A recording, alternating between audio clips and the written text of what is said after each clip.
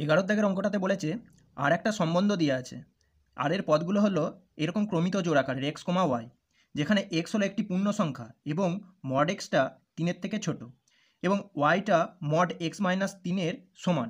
তাহলে আমাকে এই আর সম্বন্ধের ক্ষেত্র আর পাল্লা সম্পর্কে বলতে হবে। ঠিক আছে, তো দেখো, তো 11 দাগের অঙ্কটায় এখানে বলা আছে মড এক্সটা লেস দ্যান 3, তার মানে এটা ইমপ্লাই করছে -3 less than x less than 3। ঠিক আছে, তাহলে এক্স যেহেতু একটা পূর্ণ সংখ্যা আর সেটা -3 থেকে 3-এর মধ্যে, তাহলে এক্সের মানগুলো হবে -2, -1, 0, 1 আর 2। ঠিক আছে, এক্সের মান এইগুলো হবে। এবার ওয়াই দিয়ে আছে y equal to mod x minus 3, এটা দিয়ে আছে। তো দেখো, এক্স যদি -2 হয় তাহলে ওয়াইয়ের মানটা হচ্ছে মড -2 -3 সমান মড অফ -5 সমান হচ্ছে 5। ঠিক আছে, আবার দেখো এক্স ইকাল টু -1 হলে ওয়াই হচ্ছে মড অফ -1 -3 সমান হচ্ছে মড অফ -4 সমান হচ্ছে 4। আবার দেখো এক্স ইকাল টু 0 হলে ওয়াই হচ্ছে 0 - 3 সমান হচ্ছে মড অফ -3 সমান হচ্ছে 3। এবার দেখো এক্স ইকাল টু যদি 1 হয় তাহলে পাচ্ছি ওয়াইয়ের মানটা মড অফ 1 - 3 সমান হয়ে যাচ্ছে -2 মড অফ -2 সমান হচ্ছে 2। এবার দেখো এক্সের মানটা আমি 2 বসাচ্ছি, তো 2 বসালে পাবো y equal to mod of 2 - 3 সমান হচ্ছে মড অফ -1 সমান হচ্ছে 1। তাহলে এক্স আর এর ক্ষেত্রগুলো হবে, তার মধ্যে এই এক্সের মানগুলো থাকবে, অর্থাৎ -2, -1, 0, 1 আর 2। এই এক্সের মানগুলোই ঠিক আছে আর এর ক্ষেত্রে হবে, আর ওয়াইয়ের যে মানগুলো বেরিয়েছে সেইগুলো আর এর পাল্লা হবে। তাহলে আর এর পাল্লা সমান হচ্ছে ওয়াইয়ের মানগুলো, অর্থাৎ 5, 4, 3, 2 আর 1। ঠিক আছে, তো সেই হিসাবে দেখো বি এর অপশানটা এখানে সঠিক হয়ে যাবে, বি সঠিক। তো এবার 12 দাগের অঙ্কটাতে কি বলেছে দেখো, সকল ত্রিভুজ সমূহের সেট এ এর উপর সংজ্ঞাত একটি সম্বন্ধ হচ্ছে আর, যেখানে T1 T2 এই দুজন হচ্ছে ত্রিভুজ, এই জোড়াটা আর এর মধ্যে থাকবে যদি T1 আর T2 সদৃশ্য হয়। মনে করো T1 T2 ও T3 তিনটি সমকোণী ত্রিভুজ যাদের বাহু তিনটি যথাক্রমে 3, 4, 5, 5, 12, 13 আর 6, 8, 10। এবার T1 T2 ও T3 ত্রিভুজ তিনটির মধ্যে কারা সম্বন্ধযুক্ত। তো 12 দাগের অঙ্কটাই বলছে দেখো এ একটা সেট আছে যেখানে বিভিন্ন ধরনের ত্রিভুজ আছে, T1, T2, T3 এরকম বিভিন্ন ধরনের ত্রিভুজের কালেকশন এটা। এবার এখানে আর একটা সম্বন্ধ আছে এ সেটের উপর, অর্থাৎ এ থেকে এ সেটের উপর আর হচ্ছে একটা সম্বন্ধ। এবার দেখো আর এর মধ্যে যে পদগুলো হবে সেইগুলো এইরকম জোট টাইপের, সাচ দ্যাট এই T1 ও T2 পরস্পর সদৃশ্য হবে, দুটো ত্রিভুজ যদি পরস্পর সদৃশ্য হয় তবেই আর এর মধ্যে থাকবে এই জোড়াটা। ঠিক আছে, তো আমাকে এবার বলতে হবে যে এখানে T1-এর যে বাহু তিনটে ছিল তারা হলো 3, 4 আর 5। ঠিক আছে, আর T2 যার বাহুগুলো হচ্ছে 5, 12 আর 13। ঠিক আছে, আর T3 এই ত্রিভুজটার বাহুগুলো হচ্ছে 6, 8 আর 10।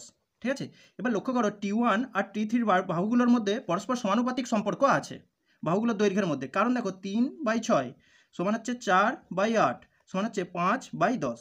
3 আর 6, 3/6 হয়েছে, এটা 4/8 আর এটা 5/10 হয়েছে, তো সবাই হয়ে যাচ্ছে কত 1/2 এর সাথে। তো তাহলে এই T1 এর বাহুগুলো আর T3 এর বাহুগুলো পরস্পর সমানুপাতিক, তাহলে সমানুপাতিক হলে কি হবে T1 T2 এই ত্রিভুজ দুটো সদৃশ্য হবে। তো তাহলে এখানে অপশান সিটা সঠিক হবে, যেখানে লেখা আছে T1 ও T3 সদৃশ্য। 13 দাগের অঙ্কটাতে বলেছে দেখো, বাস্তব সংখ্যাসমূহের সেটের ওপর সংজ্ঞাত অপেক্ষা বড় সম্বন্ধটা কী হবে, সংক্রমণ সসম আর প্রতিসম, এই সম্পর্কে আমাকে কমেন্ট করতে হবে। তো এখানে দেখো বাস্তব সংখ্যার সেটটাকে আমি আর ধরেছি এবং ধরে নিচ্ছি যে আর এর ওপর রো এই সম্বন্ধটা সংজ্ঞাত হয়েছে এইভাবে, যেখানে রো সমান হচ্ছে রোয়ের ভিতর এ বি এইরকম ক্রমিত জোড় থাকবে, মানে রোয়ের পদগুলো এ কমা বি এরকম ক্রমিত জোড় আকারে। এবার কি হচ্ছে প্রশ্ন অনুযায়ী এ গ্রেটার দেন বি হবে, অপেক্ষা বড় বলেছে, যে কোনো দুটো বাস্তব সংখ্যা তাদের মধ্যে এই রিলেশন হবে। প্রশ্ন অনুযায়ী এ গ্রেটার দ্যান বি, যেখানে এ বি হচ্ছে বাস্তব সংখ্যা। ঠিক আছে, এবার আমাকে দেখাতে হবে এইটা সসম, প্রতিসম আর সংক্রমণের মধ্যে কোনটা হচ্ছে। এবার দেখো প্রথমে সসম হচ্ছে কি না চেক করব। এবার দেখো এ গ্রেটার দ্যান এ তো হয় না, এ তো এর থেকে বড় হয় না, সমান হয়। সেই জন্যে এ কমা এ রোয়ের ভিতর থাকবে না। তো রোয়ের ভিতর যেহেতু এ কমা এ নেই, ফর অল এ, ঠিক আছে, বিলংস টু আর, এইরকম জোড়াটা রোয়ের ভিতর নেই, সেই জন্যে রো সসম হবে না, সসম নয়। ঠিক আছে, এবার দেখো প্রতিসম হচ্ছে কিনা সেটা যাচাই করব। এবার দেখো ধরে নিচ্ছি যে এ কমা বি রোয়েতে আছে, তাহলে কি হবে, এ গ্রেটার দেন বি হয়ে যাবে, যেখানে এ বি হচ্ছে বাস্তব সংখ্যা, এ গ্রেটার দেন বি হবে। কিন্তু এটার মানে বি গ্রেটার দেন এ কখনোই হবে না, this does not imply B greater than A. তাহলে বি, অতএব B comma A does not belong to rho, তাহলে রো, অতএব রো প্রতিসম নয়। ঠিক আছে, রোটা তাহলে প্রতিসম হলো না। এবার দেখো সংক্রমণ হয় কিনা সেটা যাচাই করব। তো দেখো সংক্রমণের জন্য ধরে নিচ্ছি, ধরি a comma b belongs to row এবং b comma c belongs to row. এবার আমাকে দেখাতে হবে এ কমা সিটা রোয়েতে আছে, যদি এ কমা সি রোয়েতে থাকে তাহলে এটা সংক্রমণ হয়ে যাবে রোটা। এবার দেখো যেহেতু এ কমা বি রোয়েতে আছে, তার মানে এ গ্রেটার দেন বি। ঠিক আছে, এবং যেহেতু বি কমা সি রোয়েতে আছে, তার মানে বি গ্রেটার দেন সি। ঠিক আছে, এবার দেখো এইটা ইমপ্লাই করে এ গ্রেটার দেন সি, কারণ দেখো ধরো এ এর মানটা 5, তাহলে 5 গ্রেটার দেন ধরো 3, বি এর মানটা 3 ধরলাম, এবং 3 গ্রেটার দেন 2, ঠিক আছে, সি এর মানটা 2 ধরতেছি। তো এখান থেকে আমি তো বলতে পারি 5 গ্রেটার দেন 2। ঠিক আছে, তো দেখো এ গ্রেটার দেন সি যেহেতু হচ্ছে, তাহলে এ কমা সি বিলংস টু রো। এবার যদি এ কমা সি রোয়েতে থাকে, তাহলে আমি বলতে পারবো রো সংক্রমণ। ঠিক আছে, দেখো সঠিক অ্যান্সার হবে এরটা। ঠিক আছে, এতেই বলা আছে সংক্রমণ, আর এ অপশানে বলা আছে সংক্রমণ, কিন্তু সসম বা প্রতিসম নয়। আমার তো তাই এসেছে সসম আর প্রতিসম নয়, তাহলে সংক্রমণ, তাহলে এইটাই সঠিক। 14 দাগের অঙ্কটা বলেছে, দেখো কোনো সমতলে অঙ্কিত সরলরেখা সমূহের সেট হচ্ছে এল। ঠিক আছে, এর ওপর সংজ্ঞাত L1 সরলরেখা L2 ওপর লম্ব, যেখানে L1 L2 এল এর মধ্য থেকে নেওয়া হয়েছে। সম্বন্ধ এল এর ওপর কী হবে সেই সম্পর্কে বলতে হবে। তো 14 দাগের অঙ্কটাতে একটা সেট আছে এল, এলের মধ্যে বিভিন্ন রকমের সরলরেখা আছে, L1 L2 L3, এরকম বিভিন্ন ধরনের সরলরেখার কালেকশন হচ্ছে এল। ঠিক আছে, তো এবার এই সমস্ত সরলরেখা পরস্পর লম্বও হতে পারে এরকম, অথবা পরস্পর ছেদী হতে পারে লম্ব না হয়ে, অথবা পরস্পর সমান্তরাল হতে পারে।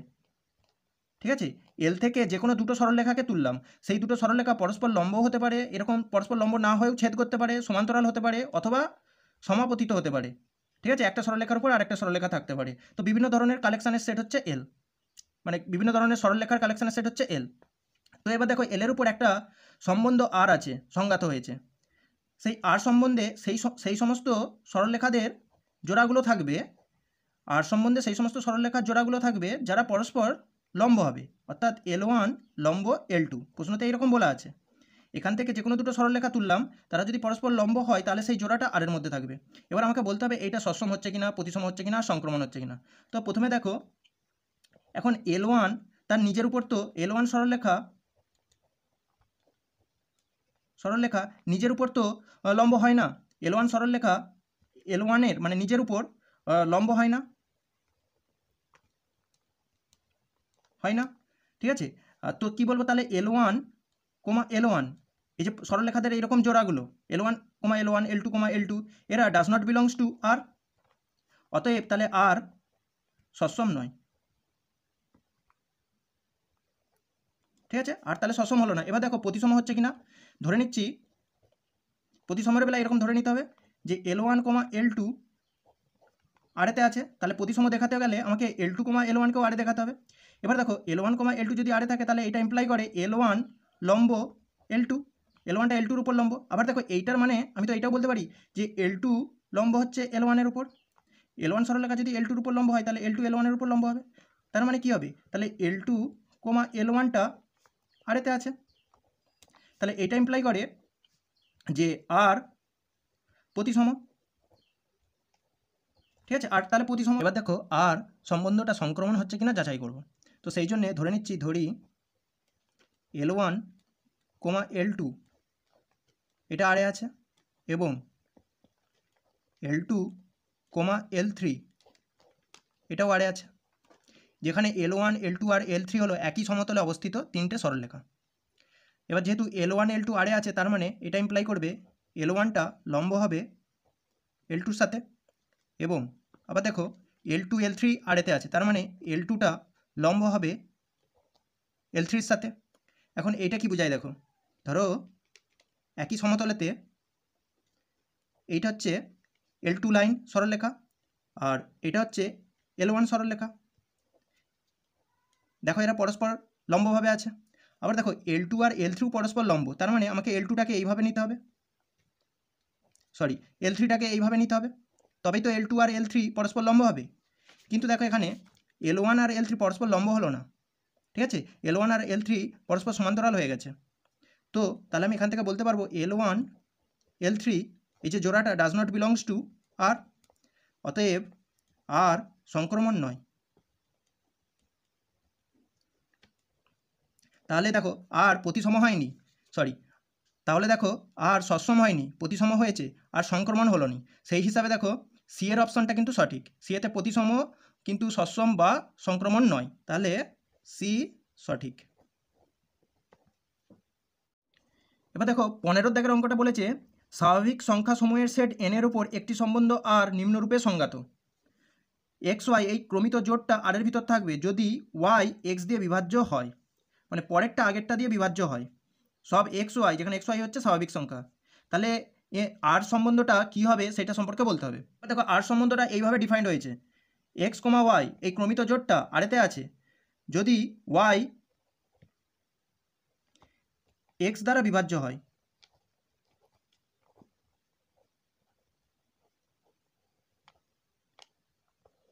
এইভাবে আছে, যেখানে এক্স, ওয়াই হচ্ছে স্বাভাবিক সংখ্যা, বিলংস টু এন, ঠিক আছে। এবার এটাকে আমাকে দেখাতে হবে সসম হচ্ছে কিনা। এবার দেখো সসমের জন্য টেস্ট করছি। এবার দেখো এক্স এক্স দ্বারা বিভাজ্য, এক্সকে তো এক্স দ্বারা ভাগ করতে পারবো, তাহলে এক্স এক্স দ্বারা বিভাজ্য। For all x belongs to N, সমস্ত স্বাভাবিক সংখ্যার জন্য, মানে 1, 2, 2 এগুলো তো একে অপরকে ভাগ করা যাবে, মানে 2 দিয়ে 2কে ভাগ করা যাবে, 3 দিয়ে 3কে ভাগ করা যাবে, তাই জন্যে এক্স, এক্স বিলংস টু আর, ঠিক আছে। For all x belongs to N, সব স্বাভাবিক সংখ্যার জন্য এইরকম জোড়াগুলো আরেতে থাকবে, অতএব তাহলে আর সসম হয়ে যাবে। এবার দেখো প্রতিসম হয় কিনা সেইটা যাচাই করব। তো ধরে নিচ্ছি দেখো, এবার দেখো প্রতিসম হয় কিনা সেটা যাচাই করব। এখন দেখো 3, 6 এইটা আরের ভিতরে আছে, ঠিক আছে, কারণ দেখো আমরা 3 দিয়ে 6কে ভাগ করতে পারবো, 3 দিয়ে যেহেতু 6কে ভাগ করতে পারবো তাহলে এই জোড়াটা আরের ভিতরে আছে। কিন্তু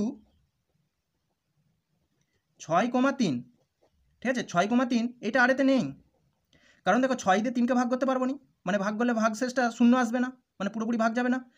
তো সেই জন্য 6, 3 এইটা আরের ভিতর নেই, তো সেই কারণে আর প্রতিসম হবে না।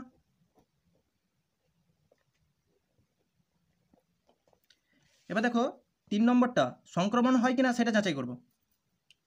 তো সংক্রমণের জন্য ধরে নিচ্ছি যে এক্স, ওয়াই বিলংস টু আর এবং ওয়াই, জেড বিলংস টু আর।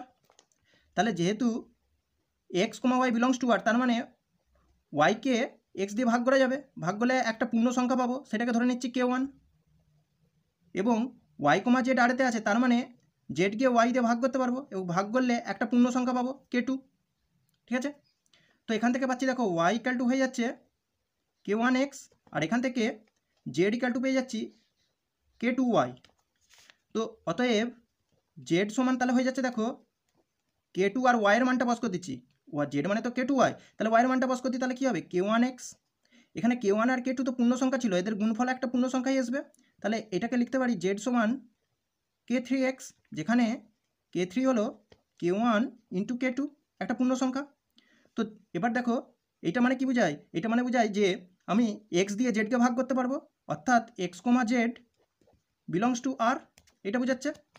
তো তাহলে দেখো x, zটা আরেতে আছে, তার মানে আমি বলতে পারবো আর সম্বন্ধটা সংক্রমণ এনের উপর।